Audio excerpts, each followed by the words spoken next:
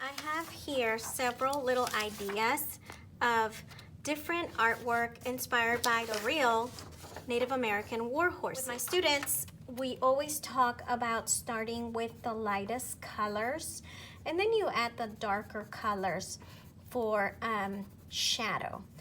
We don't necessarily use black for shadow because in color pencil you can combine different shades or just a darker tone of the color that you are trying to capture and do it that way. Of course, if you need just a little bit of black for darker shadowing, you can do that. But I always encourage my students to start with lightest colors, even when we're painting with watercolors or tempera paint, acrylic paint. Here I have this line, and then just very gently you start from the outside, and they kind of look like wavy leaves. But you want to create just a few lines going in and out. Draw very lightly, kind of block them in, sort of like drawing with chalk. So these are more like artistic feathers. And I'm going to use just a little bit of red for my shadowing. And I will continue. Here, if you notice, I outlined the outside of the horse. I didn't touch, though, where the feathers are going to go, so that I have freedom for all the colors to the feathers. And go ahead and block in where you think other designs are going to go. There's a whole list of symbols that we discussed in class, and I will put it on the video so you can remember. Or if you are watching this lesson for your classroom somewhere else, there's a whole explanation of why these war horses were decorated and why they had different symbols painted on them. They also encouraged lines along this part of the face leading towards the nose area. They did different colors. They did not necessarily do white. This one here has blue. This one did not do the stripes. I think I'm going to do it just to stay a little bit more traditional to the history behind this whole war horse painting ritual. Now I have started adding color to the details on my horse's face. I'm going to start making different kinds of feathers. In this case, I'm going to be making a feather with 3 colors. For your colors, make sure that they are sharpened and then begin. So this is going to be a brown and white feather. Start with little lines.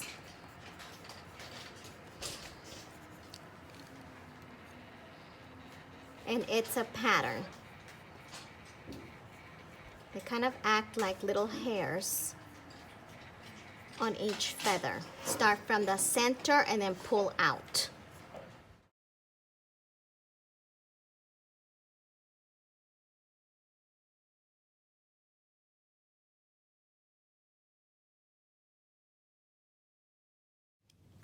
After we finish each of the feathers that you chose, I did different patterns. Here I did brown and white, and then I did a combination of cool colors with a little bit of yellow for a highlight. Here I did all warm colors with white. After you are done, I know this is gonna take some time, but it requires patience because when you finish, wow, it's amazing, right? Okay, now we are ready for the symbols. Now here, there's all different kinds of lists that you can look up online on different Native American symbols. The ones for horses, however, the war horse ones are more focused to battle. So for example, these blue dots or the white dots, sometimes they even did red dots, that was to wish hail on your enemy. The hands, red hand symbolizes vow of vengeance against the enemy versus a blue handprint would symbolize success in combat or mission carried out. I'm going to do these little, it's sort of like a square, but without the bottom part. Sometimes I tell my kids it looks like a little table, okay? It's just a straight line, and then another, and they are not touching each other. When you do these little lines, they kind of look like little brackets. This symbolizes, let me tell you, successful horse stealing raids. The victory arrow, and that, the broken one, it looks like lightning, that is bad luck on the enemy. So you can do that. You can do both. It's an empty circle. And then you do like lightning, like a lightning rod going all the way down. And that is a symbol of speed and stealth. Just a little bit to pop it. Just a little bit. We are going to do the shadowing here on the muscle. That's the main nose area of the horse. Start with the dark brown and do just a little bit of shadow near the edges. So I'm going to press this a medium pressure. Notice how I'm holding my pencil gently at an angle, and then I am not going like this. You're not digging into your paper. So gently start pressing a little bit lighter towards the inside. That's how you create that ombre effect, which really is just shadowing. Sure, barely touching the paper.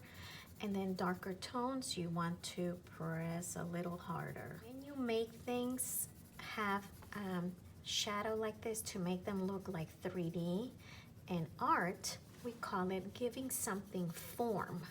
Form is when you make it look three-dimensional, like you could actually touch it. Just a little shadow here under the nostril area.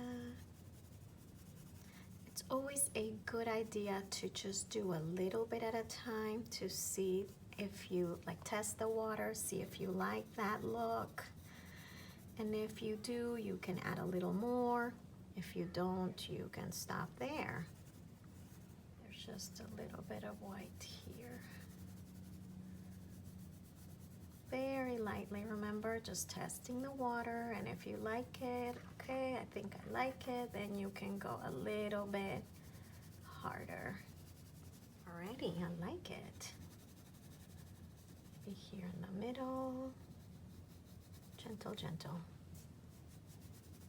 For the eyes, I've been doing a lot of research on the eyes. I think I want like a honey color, so I'm going to start with a light brown. Horses, they don't have human looking eyes the way we have the small pupil and then the larger areas of white.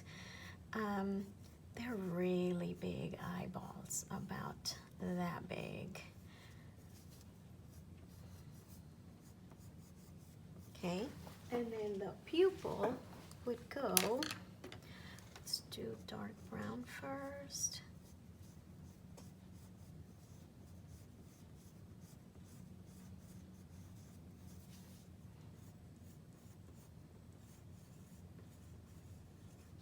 Up there. You want to leave just a little bit of white. It's the light reflection in the eye. And the pupil is actually going to be black. To gently block in this eyeball, right? Barely leaving a little bit of white there. All right, then we have the pupil, and we're leaving those two for the light reflection. Color your pupil in. It doesn't have to be this big, it can be smaller.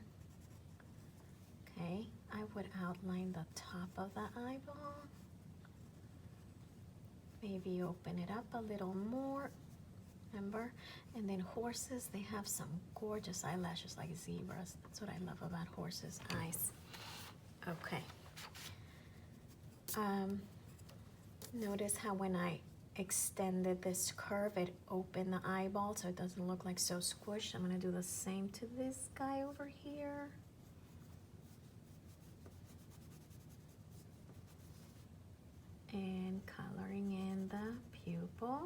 to now fill in my lighter areas here with this one is called Goldenrod.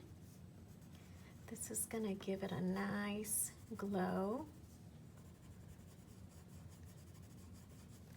All right, and then with my medium brown, I'm going to bring in medium brown from the edges in, pressing hard and then slowly getting lighter.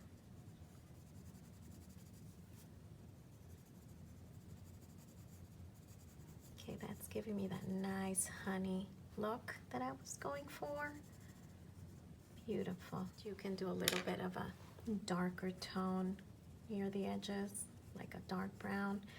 Now I've also seen some artwork with horses with blue eyes. That's pretty awesome too. You can do the same thing, except with, notice how I used 3 tones, the lightest, the medium for the outer edge, and then this one for the far edge.